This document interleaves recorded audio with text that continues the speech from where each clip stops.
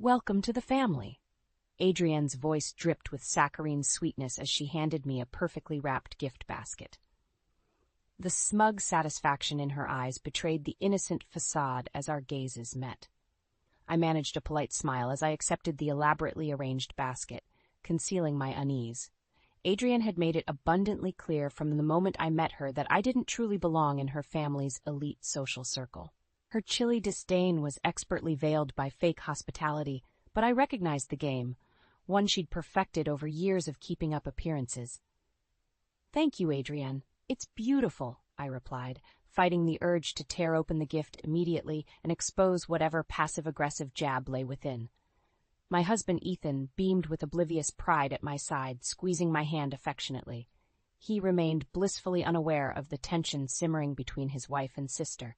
As the baby shower celebrations continued, Adrienne's plastic smile never wavered as she drifted between guests, the picture of graciousness. Yet when our eyes met again across the room, her gaze pierced me like sharpened daggers. Adrienne's unspoken message screamed loud and clear. This was her turf, and I would never be more than an intruder.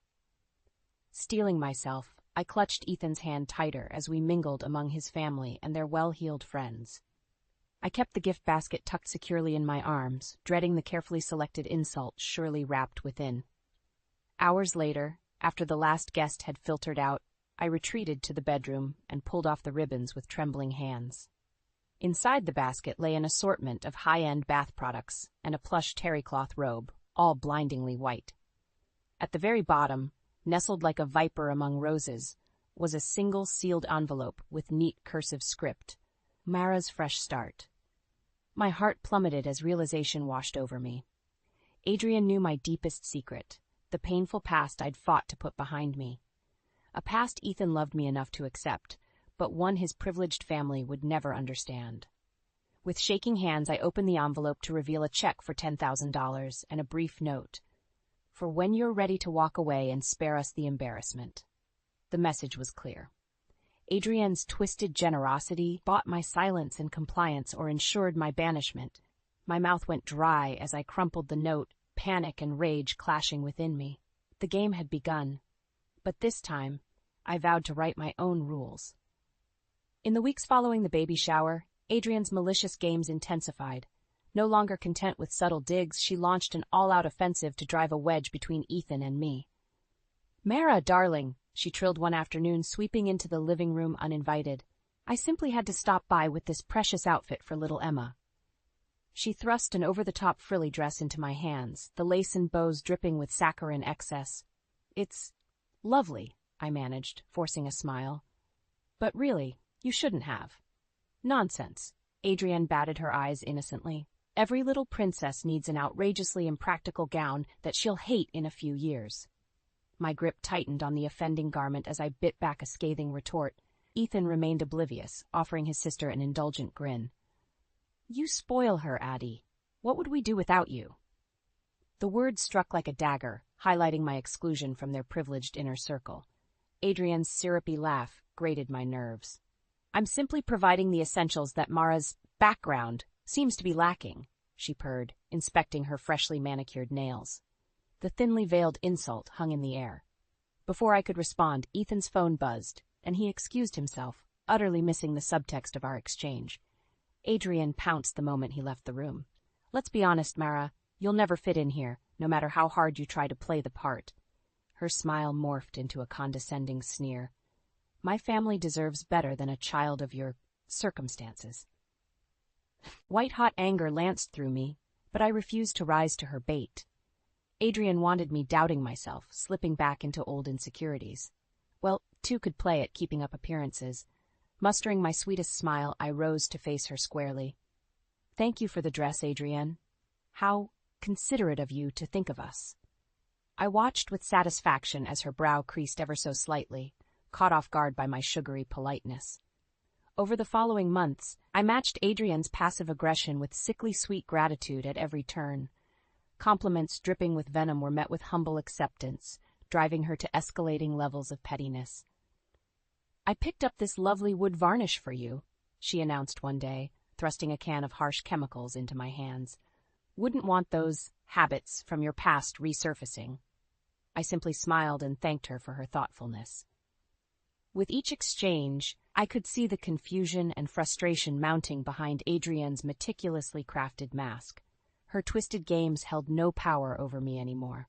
For now, I'd play the role of adoring sister-in-law, but soon enough I'd shatter Adrienne's fragile facade and display her true ugliness for all to see. The reckoning was coming. I would be sure of it. The first prickles of doubt crept in a few weeks later when an anonymous package arrived at our doorstep. Adrienne's carefully orchestrated plans were escalating. "What is this?" Ethan frowned, extracting a sealed manila envelope from the plain brown packaging. "I'm not sure." I trailed off as he tore it open. Inside was a glossy photograph of me exiting a dilapidated building, head bowed against the camera's flash. The place was all too familiar, a sobriety clinic I'd attended years ago after hitting my lowest point. "Mara?" Ethan's voice was laced with a mix of concern and confusion. "What's going on?" I felt the blood drain from my face as my gaze flickered to the plain logo embossed on the envelope, "A friend who cares." Of course, only Adrienne could concoct such a melodramatic, underhanded scheme. "It's from my past, before I got my life together." I swallowed hard, struggling to contain my rage. "An old haunt that's better left behind." Ethan slipped an arm around me, his brow furrowed. "Why would someone send this? Trying to dredge up ancient history?" "You'd have to ask your dear sister about that." The words slipped out in a clipped tone before I could stop them. He recoiled as if I'd slapped him. "Adrienne, why would you accuse her of something so horrible?" "Use your eyes, Ethan." I shoved the damning photograph into his hands. "Who else would go to such depths to try driving me away?" His jaw tensed, but he said nothing. The flicker of doubt in his eyes spoke volumes. In the days after, a heavy pall hung over our home. Ethan avoided the subject, but I could see the wariness in his movements, the questioning glances when he thought I wouldn't notice. Adrienne had planted her seeds of deception, and they were taking root. The breaking point came when I returned home from running errands to find Adrienne's car in the driveway. I braced myself for another round of her twisted mind games. "There you are!" She bounced out of the front door, all sugary smiles, Ethan trailing behind with a distracted air. "I've been simply dying to catch up." Before I could formulate a response, she looped her arm through mine and steered me towards the kitchen. "Ethan told me about that dreadful photograph," she stage-whispered with a grimace. "I can't imagine who would stoop to such lows." The sickly sweet concern in her voice was a razor's edge against my nerves. "Yes, how unfortunate," I responded flatly, pulling my arm from her grasp. "I'll be sure to thank them for reopening old wounds." Adrienne's eyes widened in exaggerated hurt. "Why, Mara? I'd never dream of inflicting such pain. You know I only want what's best for you and my beloved brother." Her saccharine tone twisted the knife deeper. "That's why I've reached out to a dear friend who specializes in personal makeovers, shall we say?" I opened my mouth to respond, but she barreled on with the air of one bestowing an act of supreme generosity. "Derek will be simply marvelous in helping you put the past where it belongs, behind you." Adrienne smiled with smug satisfaction. "Won't that be transformative?" "That's quite enough, Addie." Ethan's sharp voice cut through her self-congratulations. "If Mara wants help, she'll let us know." My heart lurched to see him rallying to my defense. A flicker of uncertainty passed over Adrienne's face, but her mask quickly reset to one of sugary concern. "Of course, you're both right. I only want to ease this difficult transition." As she swept towards the door, she tossed one last poisoned barb over her shoulder. "After all, we are family now." The door clicked shut with sickening finality. This wasn't a game anymore, it was open warfare, and I had no choice but to fight with everything I had.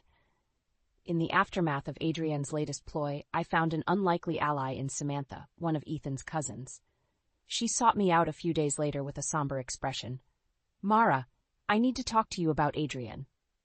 I braced myself, expecting another round of her manipulations. But Samantha surprised me. "I know what she's doing. The lying, the sabotage. Adrienne put me through a similar hell a few years back." Her lips tightened into a hard line. "I won't let her do that to anyone else in this family." The raw pain in Samantha's eyes stopped me cold. Suddenly, her past falling out with Adrienne made sense. "You've seen her true colors, too," I murmured, realization dawning. Samantha nodded jerkily. The fake smiles, the backhanded generosity, it's all a mind game to her. She can't stand seeing others happy if she's not the center of attention. Her hands clenched into white-knuckled fists as she recounted Adrian's torment when Samantha got engaged years ago. How the so-called sisterly advice slowly muddled into discreet jabs about Samantha's fiancé's shortcomings. Innocent innuendos that planted seeds of doubt until her relationship collapsed under the strain.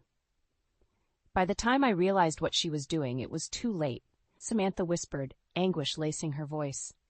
I lost everything that truly mattered to me because of her malice. White-hot anger lanced through me at the thought of Adrian's depravity, but I pushed it aside, focusing on the bigger picture. We can stop this, I stated with firm resolve, but we'll need to be smart and ready to fight fire with fire. A glimmer of hope kindled in Samantha's eyes. You have a plan? I nodded grimly. One that will blow Adrian's twisted game wide open. But it has to be perfectly executed, with no margin for error. Over the next few weeks, Samantha and I constructed an airtight counteroffensive. We documented every one of Adrian's thinly veiled jabs and assembled a compelling case to present to Ethan's parents. But that was just step one. The real masterstroke involved throwing an intimate family dinner, creating a perfectly staged scenario where Adrian's vicious true nature would detonate for all to see. No more masks, no more twisted kindnesses masking her malice.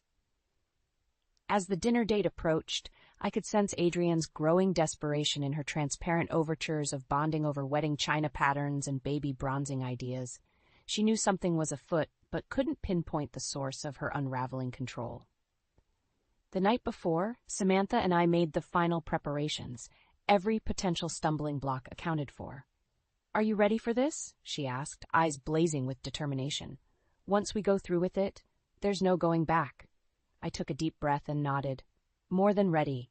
It's time Adrian experienced the karma she's had coming for a long time.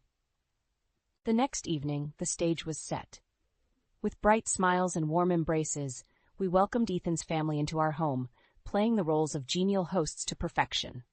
Even Adrienne seemed to let her guard down fractionally as she breezed in, her trademark smugness in place.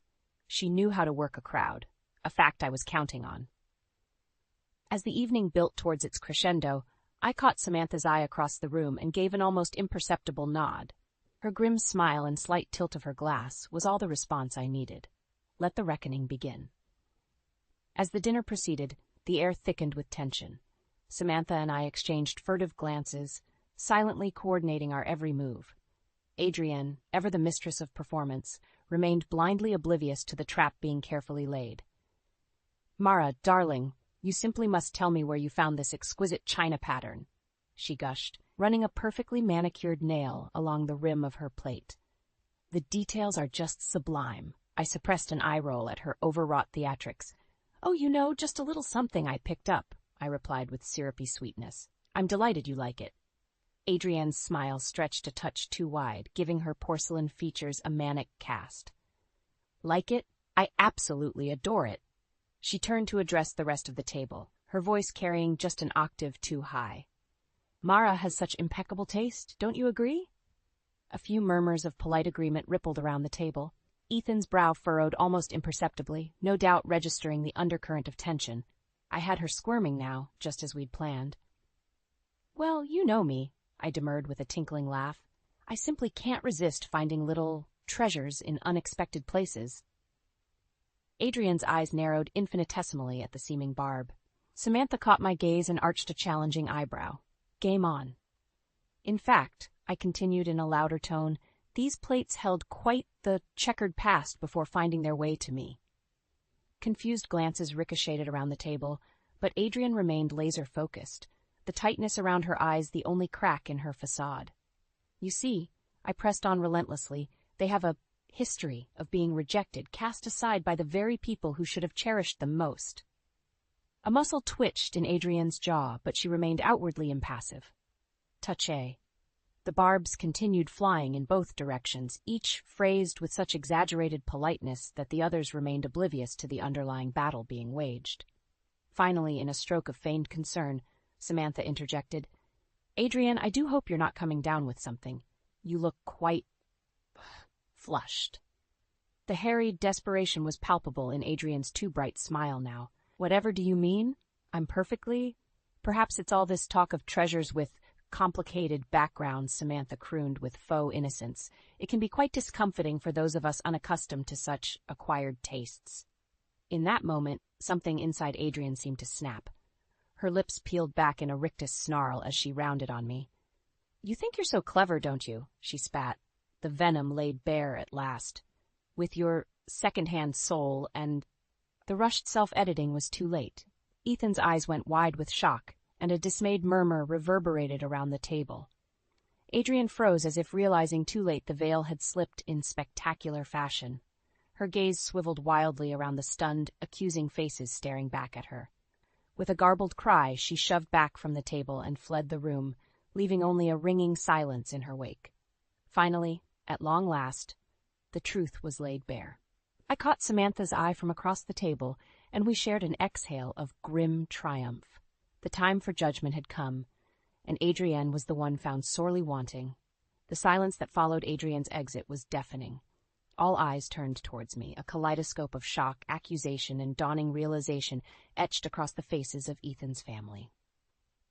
I drew a fortifying breath, letting the weight of Adrienne's unmasking settle over us all. Ethan was the first to find his voice, his expression twisting with a potent mix of anger and disbelief. Mara, what is going on? What was she talking about? Second-hand soul. The hurt and confusion in his eyes lanced straight through me, but I refused to buckle under the burden of Adrienne's poison. It's about my past, I stated, keeping my voice level. The struggles I went through before finding my way to you. I sent him a pointed look, willing him to understand. Realization flickered across Ethan's features as the unspoken truth, the former addiction I'd confided in him years ago, blazed into the open. His mother paled, grasping the implication immediately. Adrienne? She breathed, horror tempering her voice. Surely she didn't. I fixed her with an unwavering stare. She's been tormenting me for months, ever since she learned about my history. Looks like her mask finally slipped. A tense silence stretched out as the implications sank in. Ethan's father was the first to find his voice, an edge of steel framing his words. Unacceptable. Completely unacceptable. His palm slammed against the table with a resonant thud. We'll get to the bottom of this immediately. No sooner had the declaration left his lips than a tremulous Adrienne reappeared in the doorway, hastily dabbing at her perfectly made-up eyes with a lace handkerchief, the very picture of an aggrieved victim. I don't know what came over me, she stammered unconvincingly. The stress of hosting, it all became too much. Despite her theatrical display, something profound had shifted. Her aura of superiority and entitlement was stripped away, leaving only a shrill, flailing desperation in its wake. Save your hollow apologies, Adrienne, Ethan bit out, his normally affable demeanor replaced by frigid condemnation. We know about your games, your cruelty towards Mara. Her bravado faltered momentarily, then the fight reignited in her eyes with bitter defiance. You can't possibly think I'd stand idly by while you destroyed this family's standing by dragging in. Her lip curled with naked disdain. Her kind. A collective recoil spread around the room, but I held my ground, meeting her venomous stare with stoic resolution. There would be no redemption for the likes of Adrian, not after this. That's enough. Ethan's father's voice cut through the tension like a knife, all traces of warmth extinguished. You're clearly too far gone to be reasoned with right now. Adrienne opened her mouth, defiance blazing in her eyes, but her father raised a mollifying hand. Don't say another word you can't take back, Adrienne. For now, you'll return to your apartment until you can rejoin society with a reality-based perspective. The ultimatum hung in the air like an executioner's blade. For a moment, it seemed Adrienne might rally one last poisonous counterattack. Then, just as swiftly, the fight drained from her body, leaving only a hollow, bitter husk. With a wordless hiss, she spun on her heel and stormed out, the door slamming mutely behind her. Silence reigned in the wake of her departure. I could practically sense the years of willful blindness being shed, the blinders falling away from those who'd enabled Adrienne's manipulations for far too long. Eventually, it was Ethan's mother who found her voice, weariness etching the lines around her eyes. Mara, we owe you an apology, a profound one. She shook her head slowly. We let this ugliness happen, let Adrian run amok for reasons I can't begin to fathom. I opened my mouth to respond, but she pressed on with quiet resolution. No more excuses. It's time we, as a family, faced the consequences of enabling a monster in our midst. Around the table, solemn nods met her words. At long last, the bitter truth was embraced. A single teardrop traced down my cheek as Ethan's arms enveloped me in a fierce, sheltering embrace. Justice and reckoning had both been served, in more ways than one. Most importantly, I'd been seen. And there was no going back now. In the days following Adrian's explosive unmasking, a palpable shift gripped the family. The sisterly bond between her and Ethan, once ironclad, had been irreparably shattered. All that remained was a haunting void where unconditional loyalty once resided. I can't believe the depth she stooped to, Ethan murmured, running a hand through his disheveled hair. We were seated in the living room, replaying the events in a numb daze. How could she be so cruel, so evil? I said nothing, simply wrapping my arms around him as he grappled with the harsh reality before us. Ethan's parents entered, their expressions ashen. We've made arrangements for Adrian, his mother began woodenly. She'll be staying with your aunt upstate for the time being. Ethan tensed beside me, and I could sense his instinctive urge to protest, to find some thread of redemption to cling to. But his father's next words severed that futile hope. It's not just us, son. Word is spreading about her behavior. He pinched the bridge of his nose, looking every bit his age. The Ladies' Society has decided to disassociate from her, effective immediately. A chill lanced through me. The prestigious Ladies' Society wielded enormous social capital and influence. Being ousted was a death knell. No, Ethan's anguished whisper said it all. He may have finally seen Adrian's toxic truth, but having it blasted across high society was another devastating reckoning altogether. Over the next few weeks, the shunning rippled outward in a withering conflagration. Friends who'd once flocked to bask in Adrian's archly curated aura now froze her out like a leper. Invitations ceased arriving. Event attendance dried up. Even the slightest interaction was scrutinized by those desperate to distance themselves from the pariah in our midst.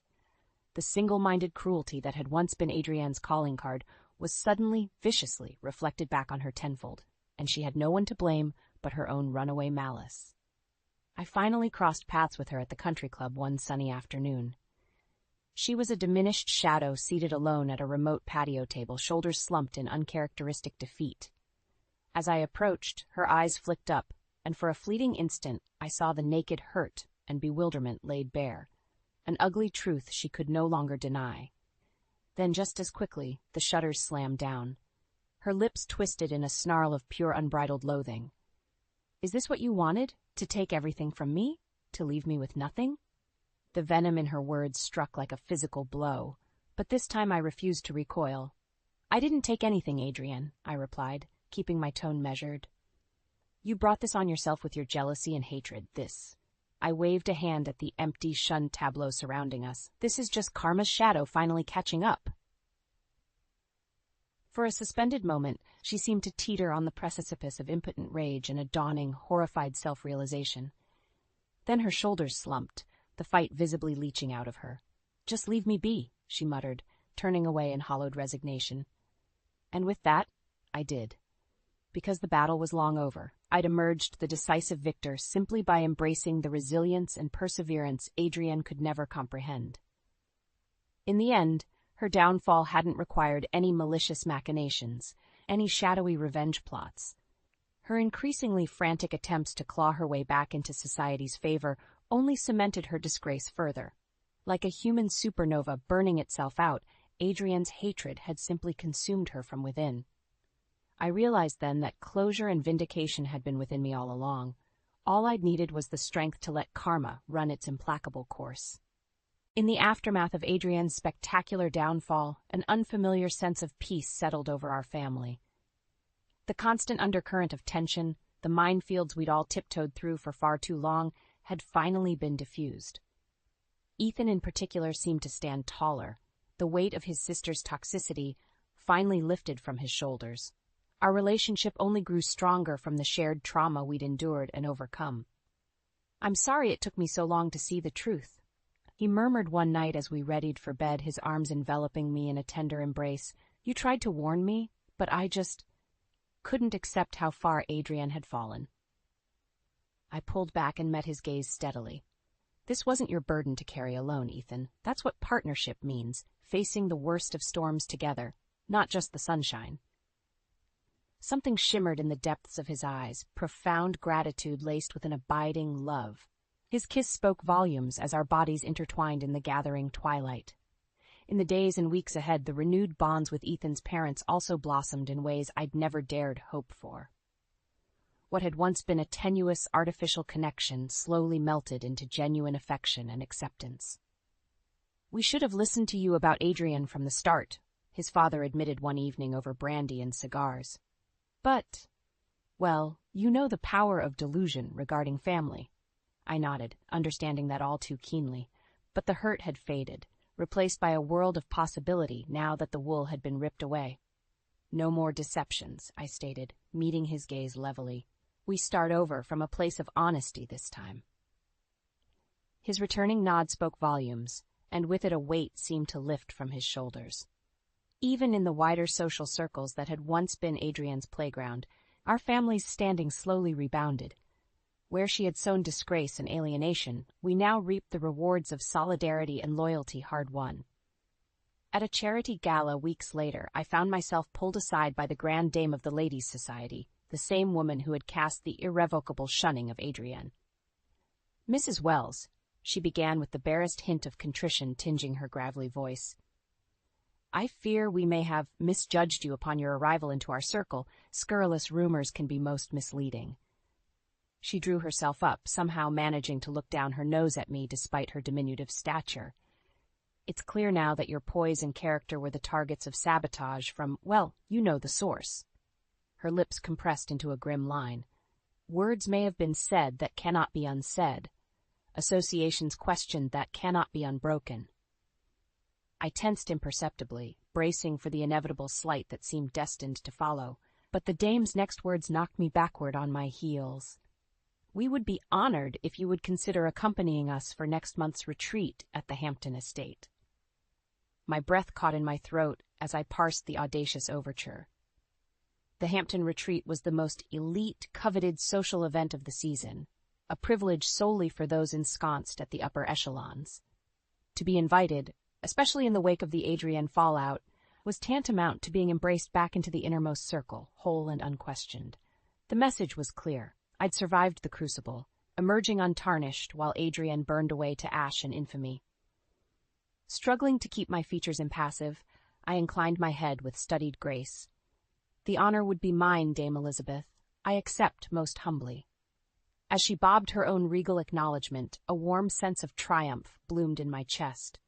Not a retribution or conquest fueled by pettiness, but a hard-won victory over hatred and prejudice itself. This was the new foundation, wrought from adversity and perseverance. And as I turned to rejoin Ethan at my side, our fingers intertwining with unshakable solidarity, I knew our bond would be eternal. For in conquering our harshest demons from within, we'd forged an invincible bastion against whatever storms still awaited on the horizon.